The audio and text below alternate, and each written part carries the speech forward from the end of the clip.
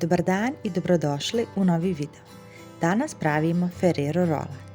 Za ovaj kolač vam je potrebno: u posudu dodajte 180 g mljevenih napolitanki od lješnjaka, 200 g nasickanih prženih lješnjaka.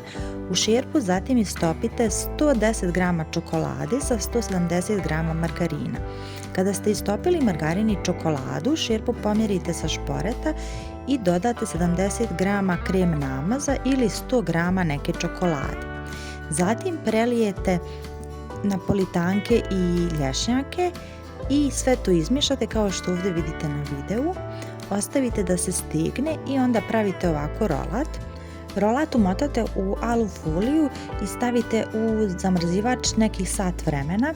Poslije toga izvadite rolat iz zamrzivača i prelijete sa istopljenom čokoladom. Istopite 100 g čokolade sa 2 supene kašike ulja. Poslije toga stavite kolač opet u zamrzivač malo da vam se ova čokolada stegne i možete da ukrasite ovako kao što sam ja, sa istopljenom čokoladom i mrvljenim lješnjacima.